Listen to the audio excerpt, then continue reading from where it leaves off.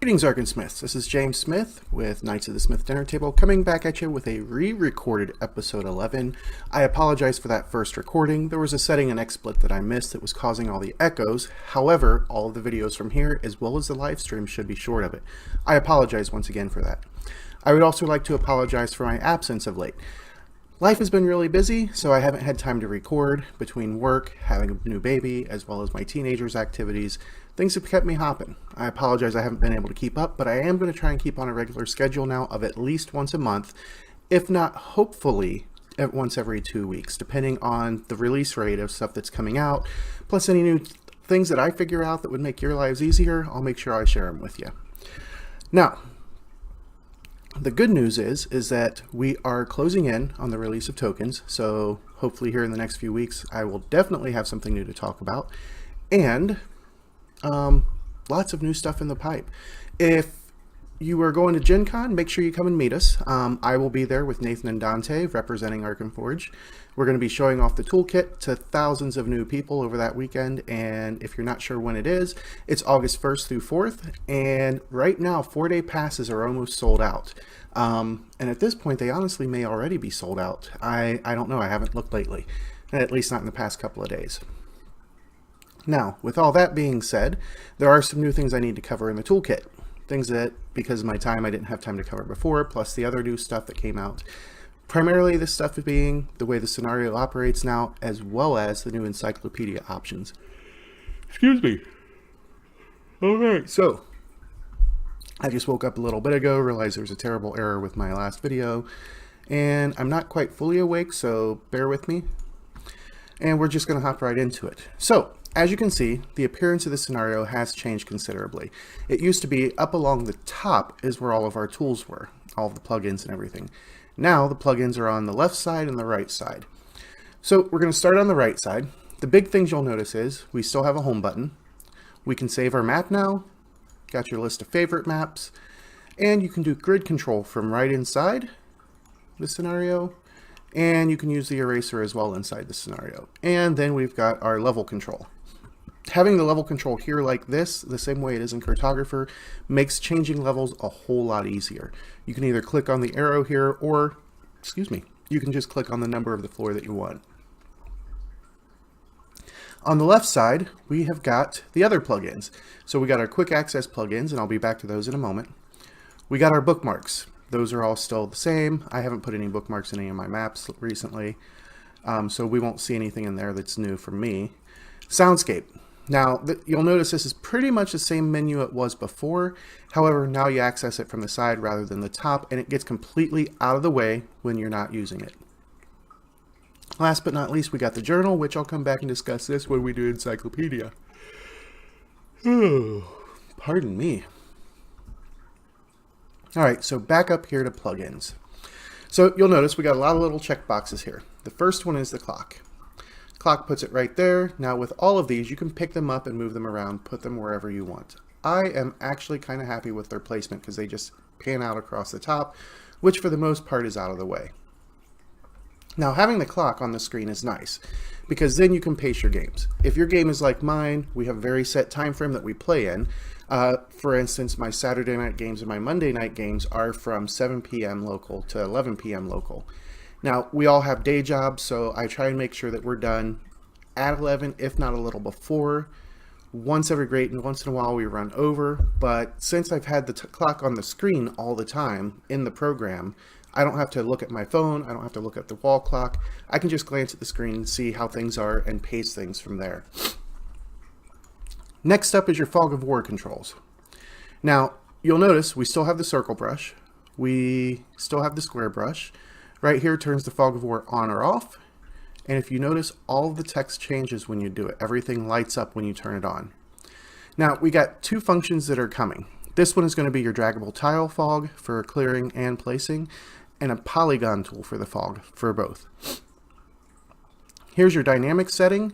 You can turn it off or on. Now remember, when the dynamic is turned on, the fog closes back in around when you're using the see-through fog feature on your lighting. Now, that's all going to change when tokens come out, because tokens are going to have a completely separate line of sight, and that's going to fix a lot of the lag issues with the Fog of War. You can reset your fog, and you can reset your brush sizes to 1. Oh, and here's where you choose whether you're going to draw or erase the fog. Pretty simple, pretty self-explanatory. Map control. This is what lets you know if you are on either the player's map the player's map, which as you can see, it has a different view. So I'm going to do this for now, so that way you guys know. So player's map, master's map. It does have 2 different views depending on the placement. This is going to be important in your campaign just because, so I'm on the master's map. I can move it over here. When I switch to the player's map, it's over there. And that lets you be able to move tokens and other things without the player seeing you doing it, especially with the Fog of War active. Really useful tool, really great to have, to be able to switch between the 2 so you can move around and not cue in the players as to what you're doing. That's something that on Map Tools and a few of the others can be a little more difficult to do. Here, it's literally just the click of a button. Time of day. This controls the ambient light levels. So you got your day is right in the middle, night and night on either side. Then we have our zoom controls. Now, one other important thing is if you right click, just like with any other slider value, you can put in the exact value you want, and just the same way that you would over in Cartographer. Zoom. Zoom, I feel, is going to be more useful when we're able to use touch screens with this, because you've got your plus and your minus sign here, and you can hit the plus to zoom in, minus to zoom out, but as you can see, it's very delineated. Personally, I like using my mouse wheel because it gives a much cleaner and smooth zoom. You also have the reset zoom, which will take you back to the native zoom that you have set up based on the size of your screen. Oh, pardon me. Active quests. I just noticed he added that. Active quests here ties into the encyclopedia and your quests, and we'll come back and we'll discuss that once I get into the notes. Then apparently we have the random sound button with a picture of me. This was my idea. I thought he wasn't going to put it in. I thought he was just having a lark with me. But it will randomly play any sound in your sound list, as you can see. Thank you, Nathan. Thank you, Dante. I did not expect to see that. All right, so I don't use Zoom. I just use all of the others, so I'm going to set that back up. And that's pretty much it. I mean, it's a much cleaner, much crisper UI now. I really like the white boxes with the black background because it makes it pop out, makes it easy to find. Once again, you could move these boxes around to wherever you want. So if you don't want them up here, if you want them down at the bottom, you can put them at the bottom. You can stack them up on the side, although, yeah, you can move active quests.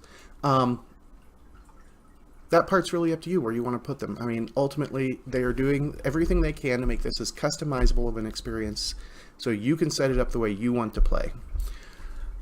All right, moving on, back to the encyclopedia. So once again, this is your world selection, and right now I have Golarion NRC selected.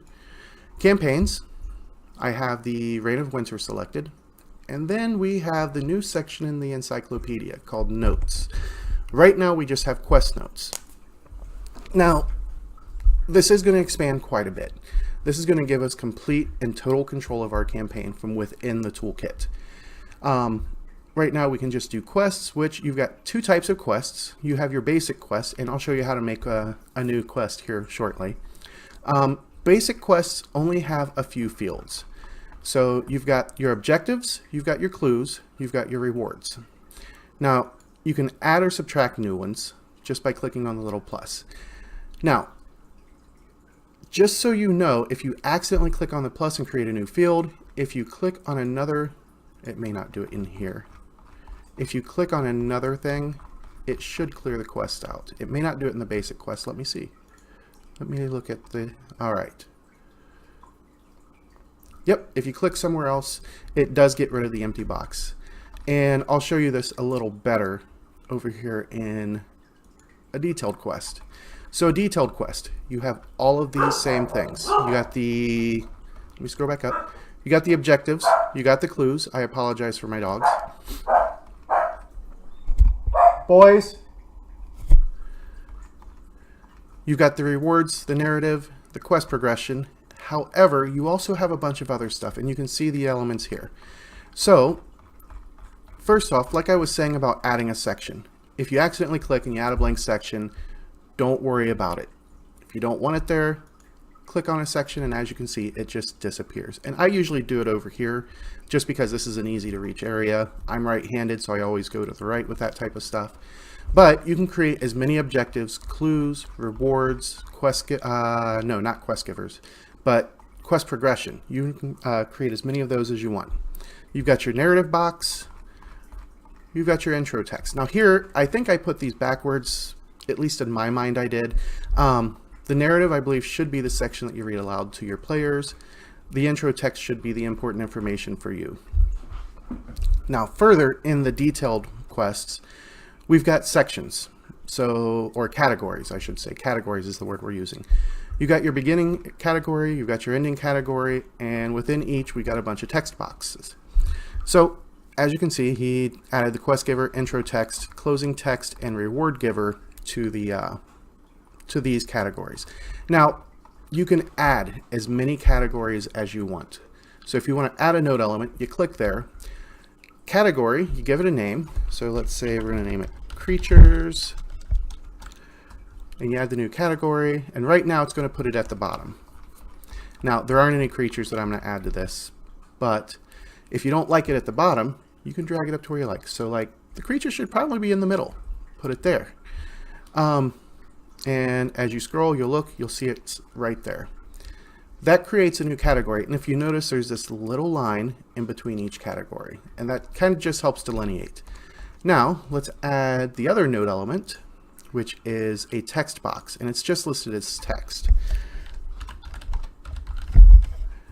Click add new. Once again, it's going to put it down at the bottom, and then you can just drag it up into position, and voila, you've got a new note type, or a new category and text box. That is really nice. Now let me move on to show you how it looks over in Scenario. So when you turn on your quests, we're going to make this the active quest. That little box there turns on the activity. This is going to be, whoops, I haven't completed those notes yet, but this would be an active quest as well. We can click on that, and then it changes the appearance of it a little bit, and everything that you saw back in the encyclopedia section, you can see here. Now, don't worry about clicking anywhere. You're not really going to mess anything up. The big thing is that when the players do something, you can click on the little checkbox. When it goes green, that objective is done, that objective is done, that objective is done, that objective is done, so on and so forth, all the way down. Now, you can change the colors, you can change the type, and I'll go back and I'll show you guys how to do that. But as you can see, I mean, it looks really nice. One of the other really cool things that we can do now is we add links. So say a party's moving on, I want to click on the map, and this is where I think there's going to be a delineation between the two in the future. However, I can click that, and right from inside the journal here, I can load my map. I don't have to open up the favorites or anything. And then I can also click here to proceed to the next journal. And as you can see, I haven't filled this one out yet. I'm probably not going to do it a lot for my Pathfinder games just because we got the Pathfinder support coming in the future, and those will come with their own quests and everything, and I'm a huge Pathfinder fan. Pathfinder 1.0. That's a whole other discussion, but I mean, we're going to have all that stuff available hopefully here inside the next year or so. I'm hoping. But as you can see, it's really useful to use. Now, if you notice, I created some extra categories under side quests. Got my monsters here, which if I bring them up, I've got all the stats on them, and you can see you can literally create your own note category. So let's go back here. To create a new note, you give it a name. I'm going to name this one Test. Now here you choose whether it's going to be campaign specific, a side quest, or unassigned. Unassigned is just that. It doesn't get put anywhere in your hierarchy. It just sits out there and you can look at it from inside here. I'm not sure if there's a way to load it inside your game yet. Side quest. Side quests are quests that appear in your game world. They aren't tied to any specific campaign. They just sit out there in your game world and you can access them while you're in any of the game worlds. campaign-specific quest is exactly that. It only shows up in that campaign. So if I switched over to my Wrath of the Righteous campaign, it wouldn't show up there, but it will show up here under Reign of Winter. Subcategories. Now here's where you can put, like, as you can see, I did the introduction, I did chapter 1, I can add a new one to create chapter 2. This lets you kind of control the flow of the notes. And honestly, I mean, there's lots of different ways to do it with your flow and how you lay things out. That is going to be a personal choice. I'm not going to say one way is right or one way is wrong. I may like one way better than the other. Whatever it is, whatever it makes you happy, work it out your way. Only you know how you like your notes laid out. All of us game masters are different, so I don't judge how other people lay out their stuff. You got your basic quest, you got your detailed quest. And then here in the note types, we can actually create the new note types, because as you can see, I've got the detailed, or I've got the monsters and NPCs, which you saw back there, traps, items, and the test. So if you look back here, and I know it's a little harder to see right now, but you can see that I created all the different elements for that note type. And in test, I haven't done anything yet. So let's create that. Now, managing the presets. This is where you can really modify how your notes work. So like if I open up here, here's what's already in it. If I want to add something new, I click there and I can create the new. Once again, either text box or category. Over here are all of the available elements that have been created for this specific, or for all of the notes. I'm sorry, for all of the notes. Monsters and NPCs, as you can see, trap. Once again, it's really easy to do, and you can set up your own organizational tables with this. It's really a personal choice. Play with it, have fun with it, and remember, no matter what you're doing, you really can't mess it up too terribly, because if you don't like what you did, you come over here, here's the test, I really don't like what I did there, right click on it and delete it, and it will check and make sure that yes, you want to delete it. And then you can start anew. You can also change things inside of it when you're doing the managing the presets. You can add or remove stuff here, rename it, move it up, move it down, whatever you want. And to get rid of that box, if you right clicked on accident, you just right click in another field and it'll go away.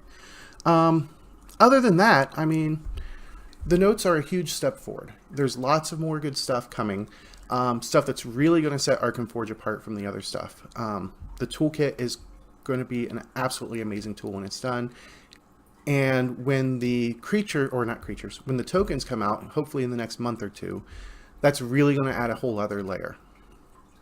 I'm really looking forward, really exciting, knowing what's coming. And Nathan and Dante don't keep a secret what's coming. There is a link in the feature request channel of the Discord that shows what they're currently working on and what's in the future and things like that.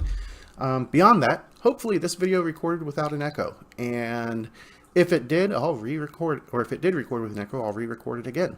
But I think I've taken up enough of your time. Thank you for watching. If you like what you see, click the like button down below, subscribe, and comment, good or bad. I accept constructive criticism, so I don't get mad at people for that kind of thing. If you know some way that I can improve my videos, let me know. If I like it, I'll add it in. If I don't, I won't be mean, but I probably won't add it in. Beyond that, have a great day, enjoy mapping, and I will see you in the next video.